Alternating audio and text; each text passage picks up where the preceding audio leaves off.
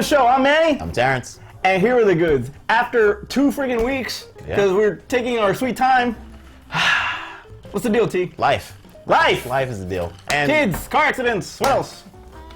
That's pretty much it, and probably no good news. And no good news. But now we do. Well, we'll just kick things off with the box office, which we didn't even get a chance to touch on Logan, but Logan had a massive freaking debut with $80+ million.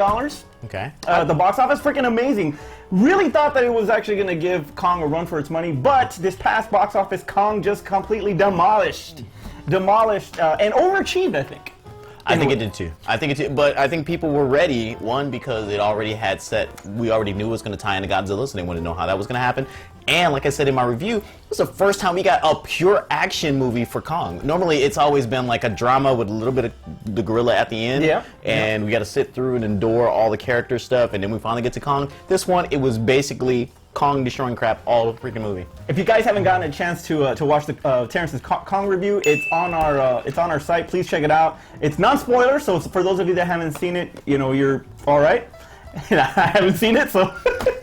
But I did some lockdowns, and it's very, very. You hit it right on the head. It's very, very Apocalypse Now type of cinematography. Absolutely beautiful camera work on it. I thought it was awesome. But you're right. Like previous incarnations, when you go to the 1933 Fay Ray, and then you go into the 1976 with Jessica Lange, it was that whole freaking build-up between this whole Beauty and the Beast type of thing, you know? Where Beauty killed the Beast. It was Beauty. It wasn't the airplanes that killed them. It was Beauty that killed the Beast. That's what the line was, or something like that in Peter Jackson. Oh yeah, it was basically don't trust white women. Pretty much. Anyway, hey. All right. Anyway, threw me off on that one. It opened at $61 million, three-day weekend there, and it was actually, like I said, I thought that it overachieved a little bit. I really did not expect for it to do what it did, but it's exactly what you said. It's everything Godzilla should have been, because Kong was the threat. There was not skin, or the skinwalkers, or the skull crawlers, and that's it. No Kong, just skull crawlers. Yeah. It was Kong, it kicked ass. We didn't have to deal with that Moodle thing. Yeah, didn't have to do the Moodle thing, didn't have it get in the middle of a fight, and then the doors close and it's over. Yeah, thanks, Edwards. But you made up for Rogue One. All right. There you go. Number 2 was Logan. Opened, or not open, but sophomore was dropped about 60-something% for $37 million. Not too bad. Kong beat it almost double. So, I mean, that's, like I said, I think it was a PG-13. The rating killed Logan a little bit, I think. Yeah. And, you know, when you got a PG-13... More people can go out and go More people can go watch it. So, because I know that for us, I mean, we were turning away little kids left and right because they were trying to watch Logan. And, you know, parents were in my face about it, too. So. But you have to think, too, with Logan is that, you know, the budget on it was way less. They did it for like 135 or something like that. For which one? For Logan. Yeah, it wasn't... well, I mean, you really look at it. Jackman took a pay cut. They did a low budget because it was going to be rated R. So even if it doesn't make... I mean, if it doesn't... I mean, even though it's made its money already. Yeah, I mean, it's already made its money, Yeah. so that's all they would care. But look, it made its money. It's now pure profit from now on. And if it stays in the top 5 for the next coming weeks, this is a plus. A lot of people were saying that it was a failure because it didn't surpass Deadpool. But you know what? I mean, when you look at the two different styles, I mean, completely different styles. First of all, Hugh Jackman has been Wolverine for 17 years. This is Ryan Reynolds' technically second go-round as Deadpool. Right. But this is the actual perception of Deadpool, or incarnation of Deadpool, that the fans wanted to see. So it was more highly anticipated. So we got like a reinvention of a character versus the ending of a character. Exactly. Now the you throwing in that that extra added bonus of having a rated R, and a lot more intensity and because we haven't even get a chance to do a spoiler review or anything. But straight up, if you guys have not seen it, one word to describe Logan: intense. Just flat out intense. And it was just, you know, the soundtrack was great for it. The action scenes were great for it. Everything that you really want in a Wolverine film, that's what you got. Exactly. Set itself apart completely from Deadpool, I thought. Oh yeah, definitely. I mean, there were two different type of films. Deadpool was more kind of kooky comedy with action, and then this was just brutal action. Character driven. Hardcore character driven. That's why I think that Hugh Jackman should get, and Patrick Stewart should, and even Daphne King for supporting actors. I think they should get Oscar nods. Flat out. Right now, those are...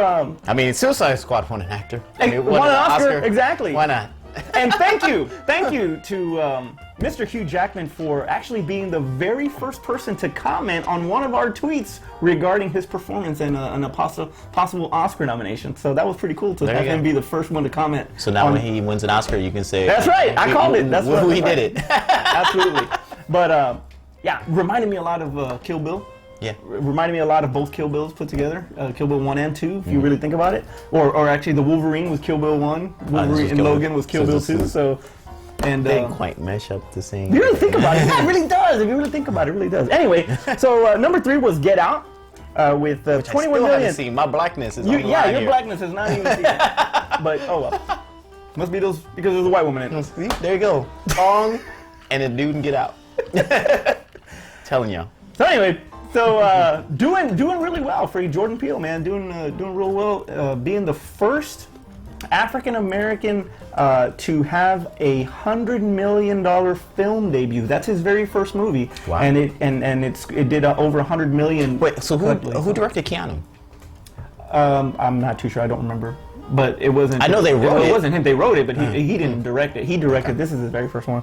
But yeah, 21 mil for that. The Shack, that was in at number 4 with 10 million. Completely faith-based movie. Really. And those movies do well. They do very well. And Sam Worthington, who I hadn't seen in a while, was like, man, what happened? He still waiting for Avatar? He really is. But it's like James Cameron, man. Come on, quit pushing it back. Who?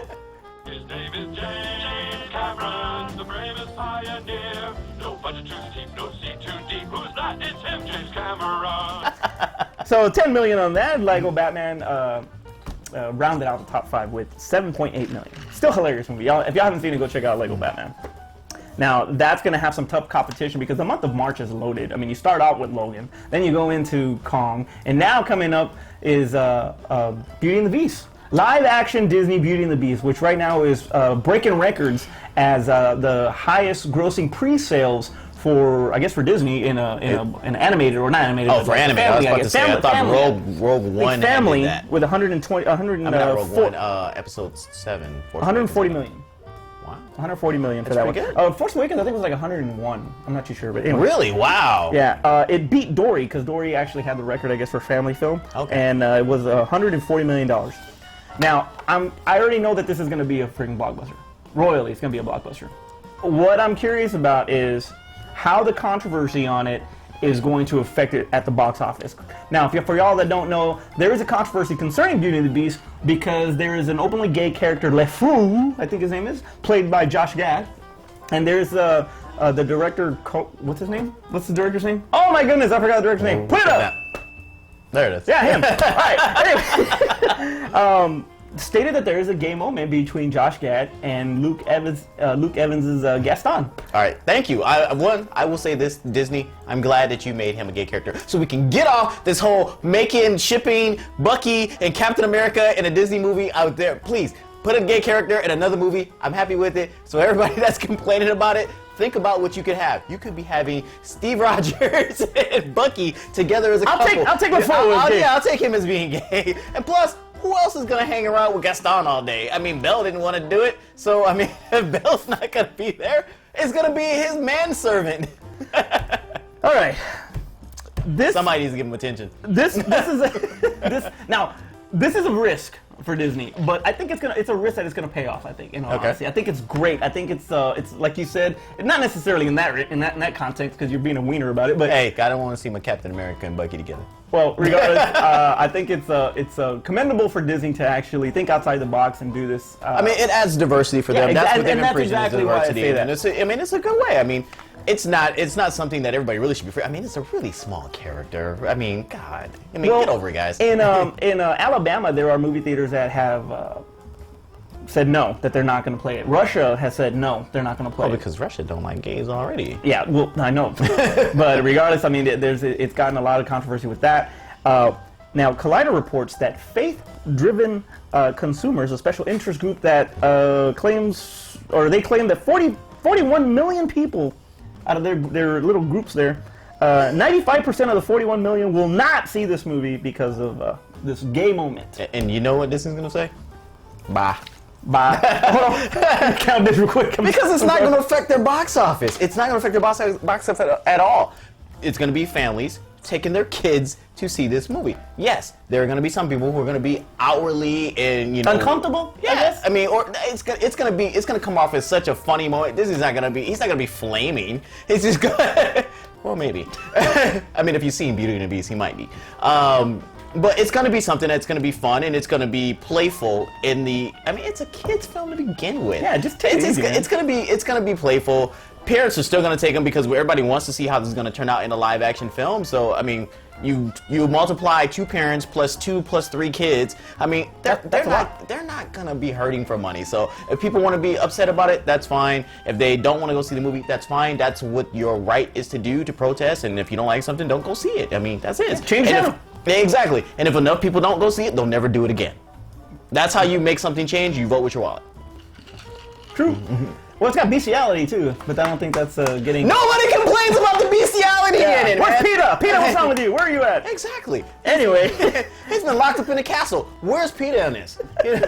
He has been entrapped in this castle for how many years? He's just been locked up in there, ain't with no food, no water, just some toys to talk to him. Well, I hope that everybody does kind of get over this and just let it be. Enjoy the movie, enjoy the ride. Just have some fun on it. Okay? Worry about the bestiality and not the games. Exactly.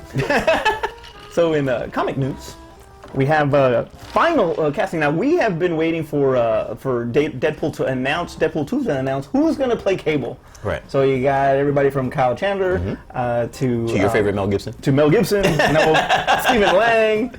Mel Gibson, forget it. Don't get him started on that. Right? Exactly. Stephen Lang and most recently Pierce Brosnan. God, no. I don't know. They're looking at it. Pierce Brosnan has never been over 150 pounds his whole life. He's Bond.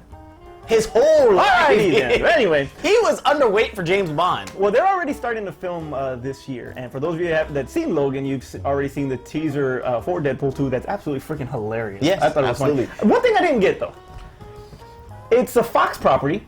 But it's playing of Superman, Warner Brothers. Somebody was Superman saying that, that somebody in the production was the daughter-in-law or the sister, mother's uncle, grandma, something. It was some former roommate, minor tie that's how they got it. How about we make it easy? How about they just paid them? How about they paid them for the rights to play the song one time?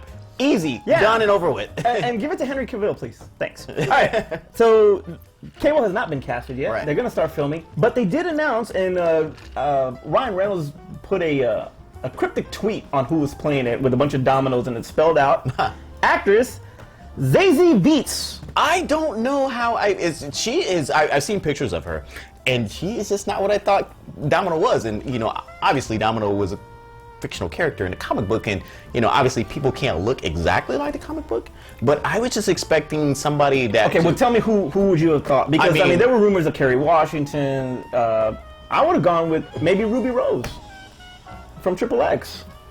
I think she would have been good. Okay, that was Domino, good. Because I feel, and what's funny about with the Ruby Rose thing is that sometimes I think when they try to show a woman who is kind of like a badass character, they have to go too much. They have to play up that trope too much. And I think Ruby Rose is that stereotypical, like how Michelle Rodriguez was for a while. Okay, what about? And I was like, you could be badass. You could be Mila Jovovich. You could be Kate Beckinsale, and still be badass, but not run at oh, I got tattoos. Oh, my hair's cut short. So you could be badass and just be a regular girl. What about Natalie Portman? Nah, she's too. Or even Keira Knightley. You have. Okay, Keira Knightley. That she's been actually mentioned. As a Domino too. So you never know. Well, actually, she was. What about the girl? What was about the girl? Actually. What was about the girl that was in the movie called Domino? That was Keira Knightley. There you go. Anyway, so Domino is part of the X-Force. Give me Kate Upton. And wow, Kate Upton. Give me Kate Upton. Who did we say Kate Upton was going to? Oh, it was C.J. Parker on Baywatch. Yeah, she should have been. They missed the boat with that. They missed the boat big time. So Domino is part of the X-Force, and which is going to actually be rated R from what they say. So that's going to be. They can make the whole X universe going forward rated R if they want to. She's going to be part of that too. Zazie Beetz is going to be part of that too. Yeah. For those of you that don't know her, she's actually the star of the hit show Atlanta with Donald Glover. I've never seen that show, but he just won the freaking Golden Globe for it, so must be good. You're missing out. I am missing out. Deadpool 2 will be in theaters 2018. And what is there a phone booth? Didn't those go out like in '98? By the way, they had two versions of it. If you were in theaters, you didn't get to see the full version. Rated R. Rated R.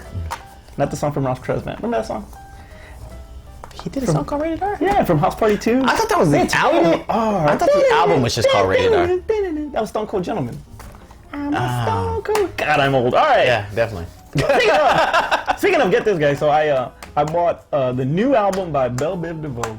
They have a new album? They have a new album. That's what I said. I freaked out when I saw it. And they're not doing New Edition stuff? Because I remember they still were touring with New Edition. And all I gotta say is stick to Poison, because it wasn't very good. Dude, what are they, like 175 years old? Like, the beats, I mean, hell, they even brought back SWV to sing backup vocals.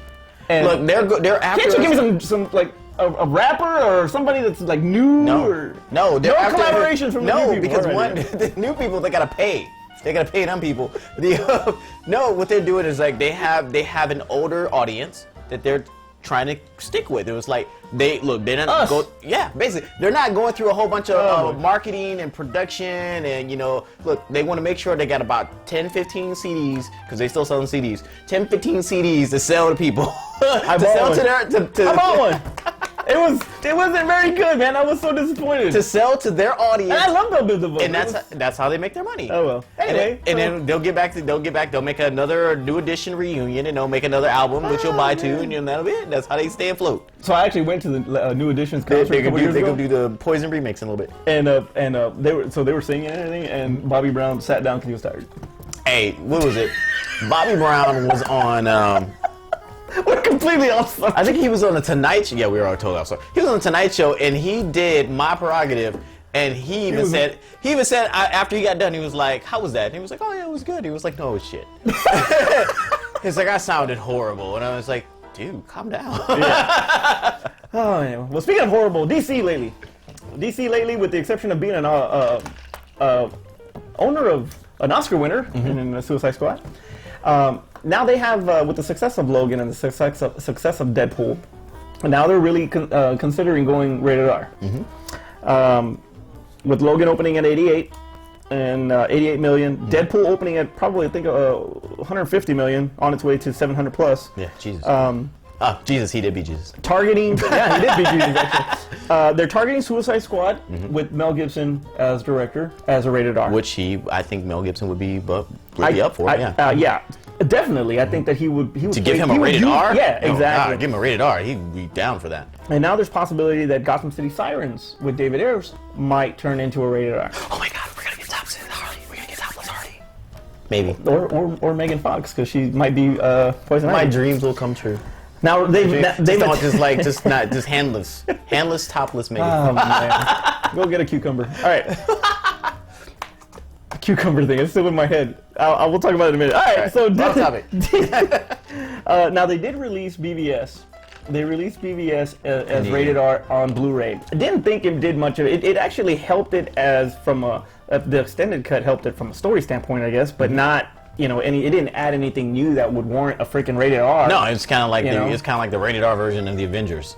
So it wasn't, I don't know. Should they do it? Man? Should they cave in and do it, or does it depend on the property? I am going to say it obviously depends on the property, but now for them to do it with something that's already existing, then it just seems like they're just trying to follow suit. And that's been their whole motto, is that they're trying not to follow suit. That's the reason why they didn't do a bunch of origin stories. That's the reason why they went straight to BVS. That's the reason why they're jumping straight to Justice League, because they want to be different from Marvel. Well, they did Man of Steel. They did Man of Steel without even having a universe in mind. It wasn't until Marvel started doing well that they didn't say, "Oh, let's make it a universe." But now if they say, "Hey, let's do this one rated R," even though we came out with it being PG, then it looks like you're just trying to follow suit from Fox now. Instead of trying to copy Marvel, let's copy Fox as well, because these are the ones who are doing it well right now. So we just want to make sure that we do it like they're doing it, so that we can make money. Now, if they do it with Suicide Squad, that's what it's going to look like. If they do it with Superman, nobody wants to see a rated R Superman movie. I don't think unless we get to see his X-ray vision do some stuff. But but Batman is an opportunity. Batman's an opportunity.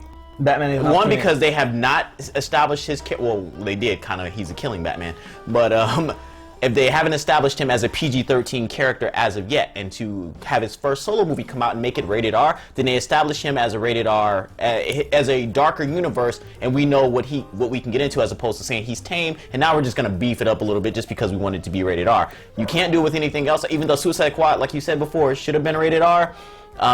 Even though I pushed back on that, saying that they were going to lose money. Well, we had talked about that, like, yeah, because I we said talked about it last year. I said they would never do it because they were going to lose money and they don't want to lose money. But now rated R movies make money, so now they would do it. But I don't think that they should do it anymore unless they're going to show head explosions. You're right. Now, Batman Year One, maybe that would have been a good time to do it when he's barely starting out to be a vigilante. That would have been a good time to do it if they were to completely.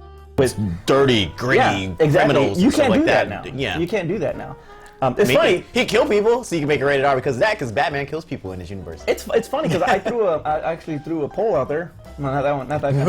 Anyway, I threw a poll out there on Twitter, and it was the best dark movie, like dark comic book movie, right? And the options were Logan, Deadpool, The Dark Knight, and what was the one we were just talking about? Suicide Squad? I mean, Suicide Squad. What, we some kind of Suicide Squad? The Crow, thank you, Austin. The Crow. No, wait, no Dolph Lundgren Punisher? No Dolph Lundgren Punisher. Thomas Jane Punisher? Yeah. No, Dolph Lundgren Punisher was dark. Yeah. That's dark. Anyway. Because he put makeup on his face. And the bad hair dye. Oh, that was awful. Why are we talking about this? Because You're awful. Anyway. It was a dark superhero movie. So, it was really, really close. I was surprised because The Crow has not come out since '94. I mean, it's still a it movie. got a decent amount of votes. I think it was like 20+%. I mean, look at the subject matter of The Crow. You know, hey, his wife was raped and he was brutally murdered. Yeah. and they don't get no darker than that. You got that, and then the fires and stuff like that, and him going back and avenging this and stuff like that. You don't get any darker than that now in a comic book movie. And Deadpool had a decent amount, but Crow beat it actually. It was kind of winning. And then Dark Knight won. It was like 43, and then it's darker because 25. it's called dark. But we had some followers that actually were bringing up like Dread. And Dread was excellent, but you know, it was bringing up stuff like that. So is it wise, like I said, to, you know, maybe pick a different property, something that's not as well known instead? Yes. Now we tried it.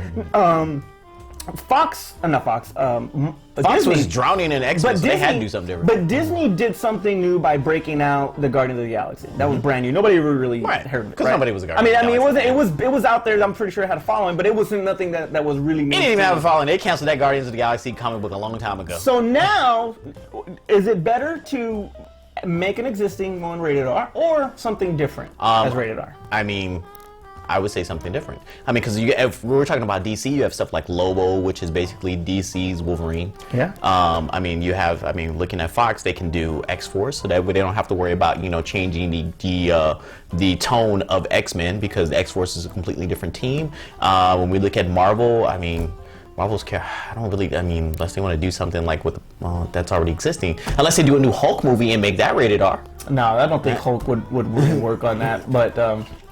Not even anything like Doctor Strange either. That can't be. Anyway, so it'll be interesting how that does. Don't be a biter though, man. Don't bite. You don't have to go bite. Just do it. Think of it by yourself. Swamp Thing. Swamp Thing's a good one. Swamp Thing is a good one. Or if we're talking about Marvel, they could do Ant-Man when he slapped Wasp.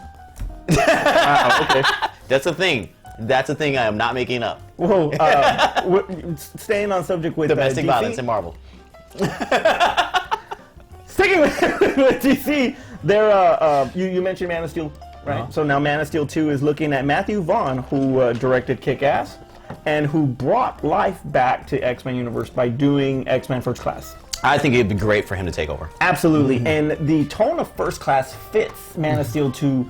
I think it would fit the character of Superman better than because that movie was fun. It had its darker tone at the beginning with Magneto's story, but then it got fun when they got together as a team. So I think that's how you shift in a movie, as opposed to just being dark and like the whole way.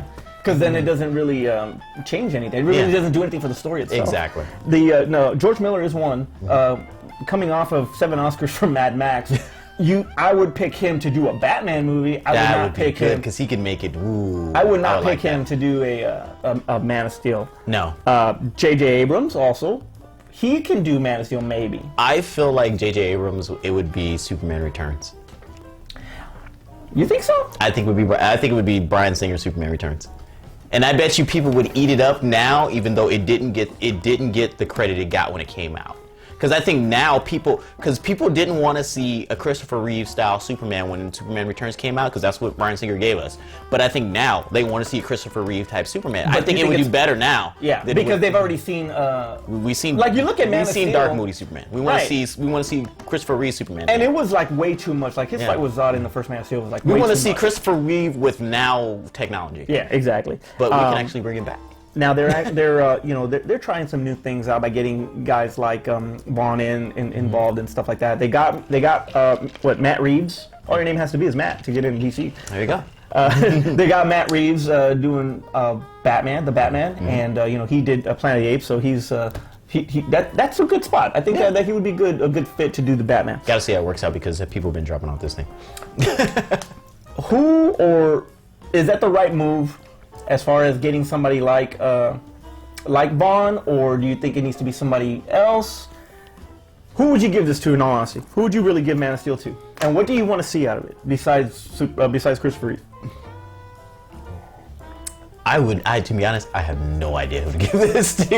I have no idea who to give this to. I just need somebody to come with a good idea. Just come with a good idea. If you have something where, like, if you can put down something that one can capture the hope and it doesn't have to be funny, it doesn't have to be goofy or comic booky, stuff like that, but just something that captures what the hope that what he symbolizes, not something moody and dark, but something that says like, hey, I've embraced Superman and I understand, because I think in his first couple of films, it's like he didn't know what his place was in the world, and he wanted to be something but didn't know how to be that, and fell under the weight of the pressures of trying to be something he didn't know what he was trying to be versus what the world wanted him to be. I think if you come with a movie where he can accept what he is and be the Superman, how Superman actually is now, he knows who he is, and he was like, this is what I stand for and this is what I want to be, that's the type of idea and that's the direction I want to go for. Whoever wants to give that, that's the person I want to be able to do it. I don't know who that is. I think somebody like Favreau, what Favreau did with Iron Man. Give me James Cameron. His name is James Cameron, the bravest pioneer. No budget too steep, no sea too deep. Who's that? It's him, James Cameron. Give me James Cameron. But he's too busy doing Avatar. Oh no, because that's delayed again. I know. Sam Worthington. I'm sorry. He's in the shack. All right. No, but what Favreau did with Iron Man, I think Favreau's tone with Iron Man. But wasn't he rumored at one particular point to come do something with DC?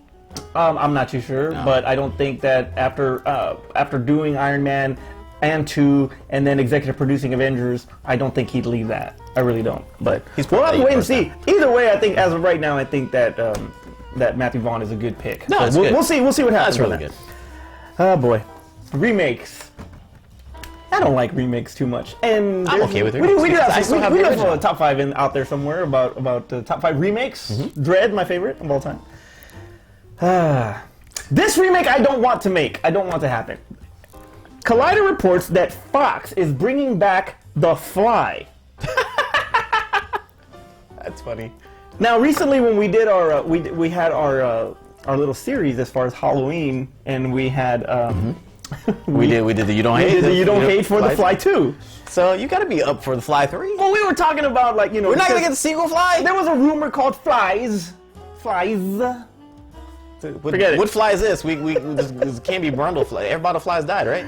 Oh man. Well, J.D. Dillard, who is actually he's a very young filmmaker. He has a movie called Slate, I believe, that just debuted from Sundance. Okay. He's going to attempt to recreate a movie that, in my opinion, revolutionized horror Fly. and makeup. Yeah. And effects, in my opinion. Okay. 1986. I mean that was now. I mean, they got some great effects. But you look at a transformation scene from American Werewolf in London, and then what that did to werewolf movies. Well, the slow, and that was a in your face, right then and there, transformation. Right. Jeff Goldblum was like in steps and phases, and you just experienced his transformation the whole time, you know. So that's yeah, that was pretty intense. Don't you want to see this? I don't see them recreating that. I don't see them really having somebody with Goldblum's talent and Cronenberg's vision. I don't see anybody replicating that. Okay, so are you giving Goldblum the credit for the makeup? No, I'm getting. Well, that's Kevin Yeager, and Kevin Yeager, you're awesome. But hey, he did Kruger. So. I mean, I know we're in the era of where like don't do the makeup, just do the CGI. But you know, there are still some. But I give Goldblum's personality and how he took on Brundle through those phases. I give him all the credit for his talent. Oh, he's a great actor, but you can find somebody else who's smart and has that, you know. Let me guess, McAvoy. Hey, McAvoy is doing a lot of stuff right now. Could be. Yeah, it's pretty. Yeah, could be. But McAvoy as Brundle Fly. I don't know. So I mean, if you get a look, we are now seeing different. We're seeing the range of McAvoy. From Split, I mean, by itself, he plays 8 different characters. Yeah, so I mean, we're seeing him in multiple different roles, and right now, so we're seeing that he can do more than Professor Xavier. So if they go back to saying like what made The Fly really work with Jeff Goldblum was a lot of the practical makeup. If they do the practical makeup mixed with a little bit of CGI to help out with some of the things that they can't do, then it will come across way better. Look. People complain about remakes and stuff like that, but there are movies that they've remade that have worked really, really well. So people will Just Dread. So give it a chance, let it happen, see how it works. Maybe it works. Leave it alone. If not, you still have the original Fly, and I mean the one back that was black and white. Help me! Help me! You still have that one. Hey, Vincent Price was awesome, but no, it's Goldblum all day. So I just mentioned Get Out, number 3. Why am I getting out? You just Get Out. Right. Number 3 movie of the country right now. Right. Okay. And Jordan Peele's riding the success on this. Actor Daniel Kaluuya is actually under a microscope right about now because of his movie, and that's due because of I was gonna say Kong Kong actor. Kong's touching everything. But Kong actor, I mean, Samuel motherfucking Jackson. And who was on a radio station and said that that an African American brother would have added perspective to the lead role of Get Out. Now, Daniel Kaluuya. Wait. There was an African American brother. Check it out. Just hold on. Daniel Kaluuya is British. Okay. He's British and African American. Oh, so it's like he doesn't. There's racism and like probably a lot more than what we're experiencing today. Well, what Jackson's view is that I guess that maybe the racism, I guess, in Britain is not as bad as here. Look, which is funny because Key and Peele actually have a skit that talks about, it was like, why are all the British brothers getting all the gangster roles? And it was like, when they had real gangsters and they're getting not picked for these roles. They actually have a skit for this, which is really, really funny because it's really weird that would be his argument because they did a skit about it. Yeah, blacks in Britain have it easier. Daniel Kaluuya says we say that because we don't live there. But. His rebuttal for this is that I love all my black brothers and sisters worldwide. That was his rebuttal for it. But what he was saying is that the only difference is that they would cover up, I guess the British police would cover them up in blankets to hide their bruises. That would be the only difference in it. I'm sorry, Sam. Insane, dude. Look, it's a written movie. It's a script. I don't care if he lived it in real life. The thing is he's reading lines. Can he read the lines well? Look, were you a slave? Did you chain up a white woman? No. Did you go with Jules? Did you go with Vincent Vega and go and stop a robbery? And I thought you got eaten by a shark. What the hell are you doing? Exactly. It's make-believe. It's make-believe, and he's making believe that he is an American brother that's dating a white girl and having to deal with her hypno mom. It's funny. It's interesting though. It's an interesting a funny topic to thought. actually. And what it really comes across is that how he feels about black people here and black people there, and it just happened to he related that to that particular movie because it was a British person cast in it, but. The movie is about a person acting to be that character. He didn't live that life. Right, exactly. He's not saying like this is my life. It's like I'm reading a script. Who cares? Who absolutely cares? Yeah, I thought he was. I understand what he's saying in a way, but I don't think I don't understand what he's saying. I understand what he's saying as far as how he perceives it. I mean, how he perceives it. But he doesn't. But he doesn't know what it's like. He live in Britain. He don't know what. He doesn't know what it's like. Anyway, Sam, get it together. As a matter of fact, have you watched soccer? They call us monkey on the field. They don't do that at basketball games. They don't throw bananas on the field in football games. You seen them yell monkey at a baseball game? No. Trust me, they deal with some crap in England. Oh man. Winning the Goodie for Lifetime Achievement Award, Mr. Sam Mother Jackson is just a legend. Right. And I'm glad that we gave him the award. Yeah, no, it was great. He did a good job, and if anybody deserved Lifetime Achievement, definitely him. So now it's time for our time.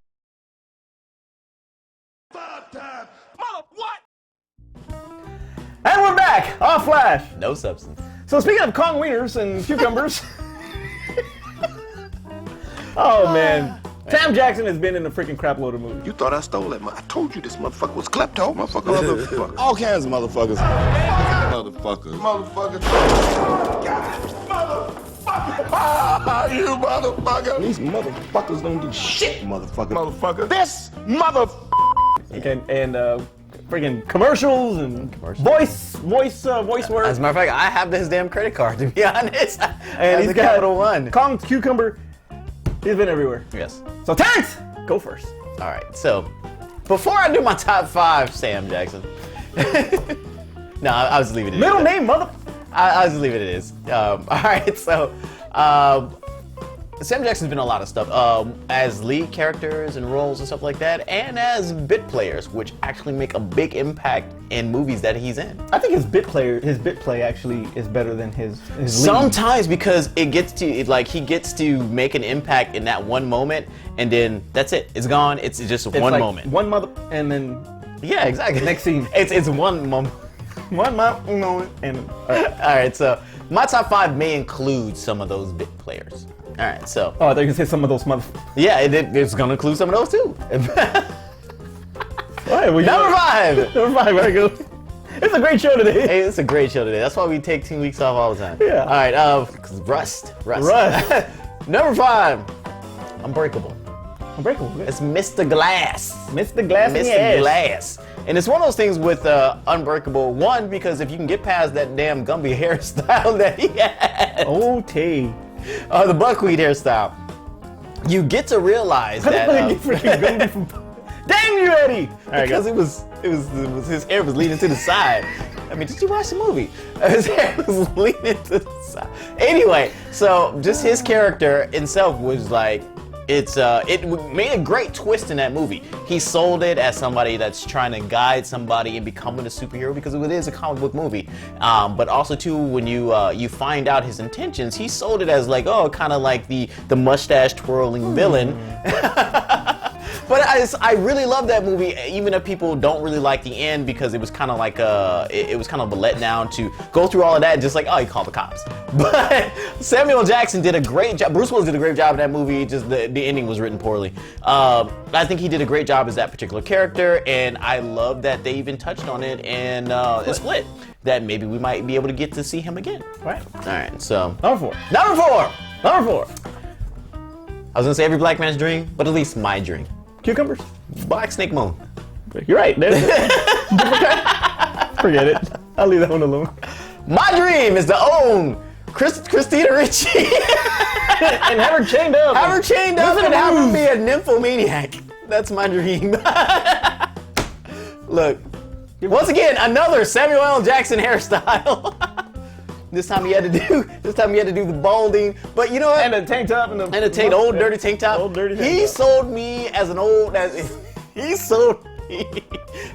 man that would chain up a gorgeous white woman and just keep her there. and do nothing for some strange reason. I'm upset with you, Sam.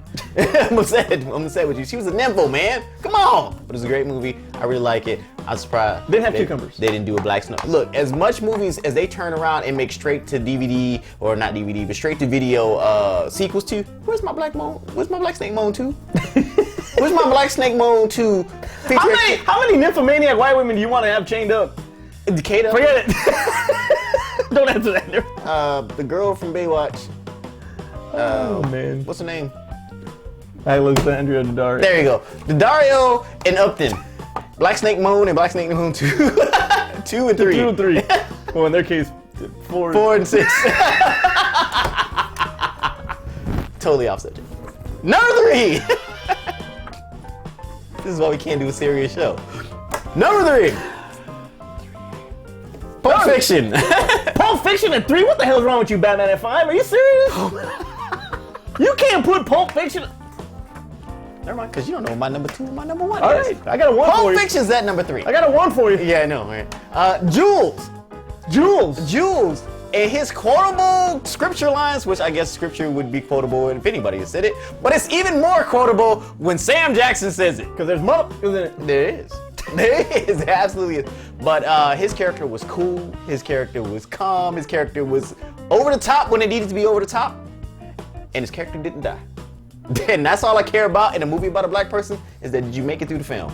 And mostly for Sam Jackson films, not a spoiler, but mostly for Sam Jackson films, he don't always make it. You know, Deep Blue Sea. Didn't make it. Jurassic Park. Didn't make it. Have you seen Kong? Didn't make it. He don't always make it, man. So I was glad that he made it throughout the whole movie, and he had some of the most quotable lines in any Sam Jackson movie. Absolutely. All right. So what's gonna be better than Pulp Fiction? Deep Blue Sea. Die Hard with a Vengeance is number 2.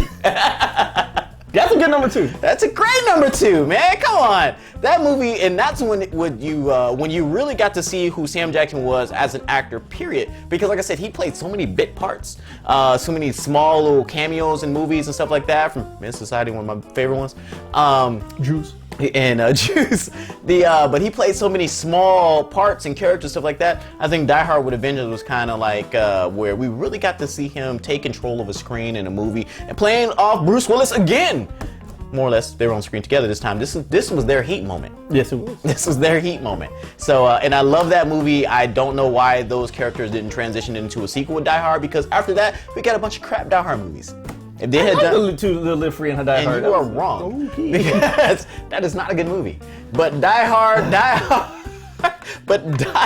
5 with Sam Jackson and Bruce Willis Instead of freaking Jack Courtney, I believe. I agree. would have been great. That would have been great. It'd have been great. In Russia too, but There you go. It'd have been great. yep. And they would have got what's her name from not The Professional, but what was the remake to The Professional with Sam Jackson? The remakes of Gina Davis. Yeah. The Long Kiss Goodnight? They could have got Gina Davis and Bruce Willis and Sam Jackson together in Russia. It'd been perfect. Number 1. I'm curious. Number 1. Coach Carter. Let me scratch this out now. You're messing my top 5. Number 1. Number 1. Django. Look, Crusty ass I wasn't a slave. Uncle Tom. I don't know what it was like to be a slave. But you know what? I'm gonna be in the house. I ain't gonna be outside. Sam Jackson made me love he made me love the house slave. That dude, look, it was funny. Look, as a black person, I know I'm not supposed to. This is taboo right here. But you know what? I loved his character in that movie. It was great. It was great. It was so great, and it was funny to see. And it was like, look, he was a slave, but he was almost on equal footing. With Leo? Yes! In that movie, there was like when he sat down in Leo's chair and had a glass in his hand, it was like, look, you ain't come here for no mandingos. I love that movie so much. That's one of my movies I can watch no matter where it's at in the movie. And that's, unfortunately, I put that one higher than Pulp Fiction. I don't care if you write it in the comments or not, because that's my top list. That's my fucking top list. Well, my mother top 5 starts out with Jackie Brown, actually. Now that's his... With the ponytail? With the ponytail! That was... Now, every time that movie comes out, I have to freaking watch it too. Okay. Mainly because of Pam Grier, but whatever. Oh, But yeah, Sam Jackson in that movie was freaking. He was great, man. He was great. He played off great with freaking Robert De Niro. They made a pretty good team there. And the little line, and it was brief, but the little small part with him and Chris Tucker, hilarious. Number 4 is Avengers. Freaking Nick Fury, man. Come on, he was great as Nick Fury. It looked like Shaft when he was Shaft. He was Shaft. It was Shaft. He was Shaft in Avengers. Jeffrey Wright poked him in the eye in Shaft. Anyway, It was Shaft. The Shaft got poked in the eye. That's what that was. But anyway, he brought the character of Nick Fury to life, and I think he's played a great freaking Nick Fury ever since. He brought Shaft to life. Is what he did. He was like, I was Shaft on the screen. Well, he's better than freaking Hasselhoff was as Nick Fury. All right, number 3. Don't hassle the Hoff, man. Number 3 is Unbreakable also. And you're absolutely right. He was Unbreakable. No, he was great. He was number 5. But mine, he's number 3 mine on that one. Yeah, the hair was out there, but he was very creepy, very eerie type of character. And I thought the twist at the end made it even, really creepier. Yeah. Because you could just tell that I don't think it's over. Like he might, yeah, okay, fine, he called the cops. Yeah, fine, whatever. But I never saw, and after you watch, wait. It's over. You don't when really white see people it. call the cops on black people, that's it. It's a wrap. It's heard probation. We don't get out of jail. We don't bail out. We don't get. Look, it's over. They call the cop. He's sitting in jail right now. I'm talking about, bring a contract. I just helped John him. Clayton got my hand. I was just helping him get his superpowers, and he gonna call cops on me. Yeah, he got bullshit. I'm gonna throw water on his ass. All right. Number 2, Die Hard with Vengeance. Number 2? Absolutely. It was like your number 2 also, my mom. Freaking amazing. They were freaking great together. And I freaking put a lightning bolt in your ass. It was brother named Zeus. Zeus. Not hey Zeus, do I look Puerto Rican to you? It's Zeus. Zeus. Love that movie. All right. Number 1, Pulp Fiction. All day. All day, Pulp Fiction. Earned a freaking Academy Award for it. Career took off after he freaking did this. Even though he had the bit part in Jurassic Park before Pulp Fiction, he still earned his Oscar nomination with that movie and has been freaking collaboration with Quentin Tarantino ever since that movie, which led to your Django Unchained. Absolutely freaking started a career. It was amazing. He was absolutely perfection in that movie. And for one of our viewers out there, Matt, who actually thought of a freaking great concept. Matt with crackers? No, not Matt with crackers. That was James with crackers. James with crackers. James, I still love your crackers, man. I was like, just because we love crackers here. All right. Matt brought up an awesome point, and what he said was that kind of similar to what Logan did for Hugh Jackman. What happened to Jules on his journey? So let's see. You know what? Let's see Jules Kung Fu type. Right? And let's walking the earth. Yeah, walking the earth like Kane in Kung Fu. Like Kane in Kung Fu. Man, if he Quentin, look. He's got 2 left. He's got 2 left. We were talking about it on the goodies. Quinn's got 2 left. That would be amazing. I would so sign up for that one. I would be on board for that one. Absolutely. That would, because he does little nudges and like, hey, kind of this ties to this movie or at least references this movie. That would be a great tie-in for Pulp Fiction. Well, to say I remember, and I don't know where I read this from, is that the character that he played in Django is actually an ancestor to Jules. No, it was supposed to be Jamie Foxx's character. Jamie Foxx is related to Jules? No. Jamie Foxx's character in Django is a character that's in The Hateful Eight. Oh, okay. Yeah, it's that's Sam Jackson in The Hateful Eight. He's Django basically. That's what I mean. It's obviously they didn't do the exact same name, but in the original storyline. But he looks like. He grew old. But he looks like Sam Jackson. Wait, people say black people look alike anyways. It's like that's what white people think. I would buy the ticket to Jules. Just you don't have to call him Jules, but just do Sam Jackson and say, he's walking the earth.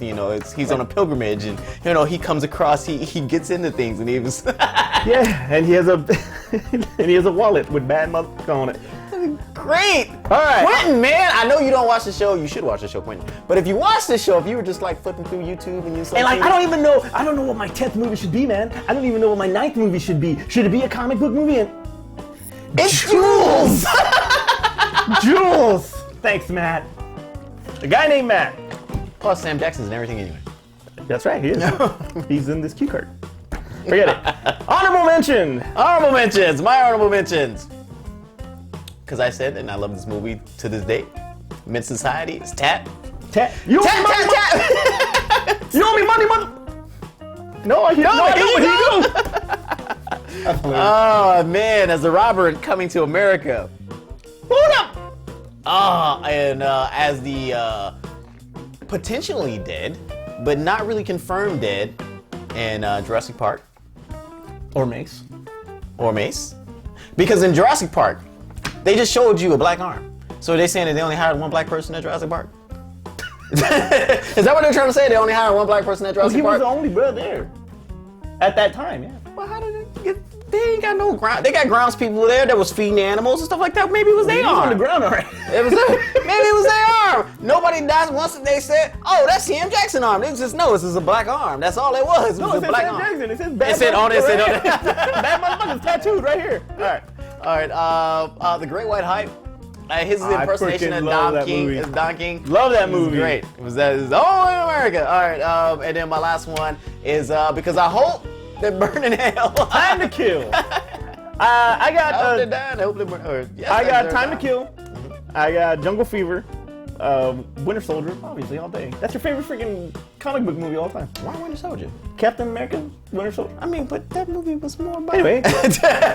Kingsman. I like them Kingsman. I hated him in Kingsman. I like the list. I hated that list because he forgot it sometimes and he did it sometimes. Well, Loaded Weapon 1 was funny when he played like Murtaugh. That was funny. I thought it was funny. My guilty pleasure of Sam Jackson is Deep Blue Sea. Now, with his speech and then he dies. When we were roommates back in the day when we were in our 20s, back in the day, we used to watch Deep Blue Sea with our friends like constantly, all the freaking time. Every time it came out, we watched. My head is like a shark fin. Yeah. Ow. LL. So that concludes our top motherfucking 5. All right. So what are we gonna do next week? I don't know. I wanna really catch up on our drop kick and the beauty. We're gonna do some stuff different next week. You know, we gotta catch up on all our secondary shows. We are absolutely the worst. We're absolutely the worst. We promised you guys that we were gonna keep up with our wrestling show called Drop Kick and the Beauty, and we ain't done nothing. We're horrible about that. We watch wrestling, just horrible at keeping up with it. All right. And what else? We have to do a You Don't Hate. We haven't. We promised you Judge Dredd. Actually, we were supposed to do Judge Dredd. You Don't Hate. Oh God, let's do that one with freaking Stallone and Armando Sante. We were supposed to do that one. Let's do that one. All right, we'll do that one. Then we're gonna get started on our research on that one. We'll have that one. All right. So Terrence, take us home. All right, so as always, when we actually keep up with our videos, we would like you to comment below, but definitely on this one because we want you to give us your top 5 Sam Jackson movies. Please make sure they have motherfucking in them. Top 5 fruits. Too. Put them down below, whether it's a mash of ours, whether it's just totally original ones, whether it's bit player ones, whether it's star and roll Sam Jackson movies. Make sure you put them down below, and as always, like and subscribe. Incredibles. We didn't even say Incredibles. I know. Where's my super suit? Where's my super suit, woman? Oh man. I want to say thank you to all of you guys for actually sticking around because we've been out for 2 weeks. And we're kind of slipping, but we're trying to get better at that. So hopefully we'll actually have the 90s Kumite out pretty soon too. Yeah. So we'll have special guests on that. For Aspen in the back, I'm Manny. Terrence. And that was the goods. Enjoy your cucumbers. But you know what's even more insane is I just heard about this freaking crap that was going on that they found a cucumber after 50 Shades Darker. What the hell is that about? That means that some people was enjoying their salads. WTF? What the hell? Cucumbers in a movie theater. They were loving their salads. Oh man, that's freaking insane. With Kong coming out and accepting our that lifetime... was a good segue from cucumbers. Yes, exactly. With Kong coming out and his big cucumber. And winning the goodie for hardcore journalism. Right here. The goods.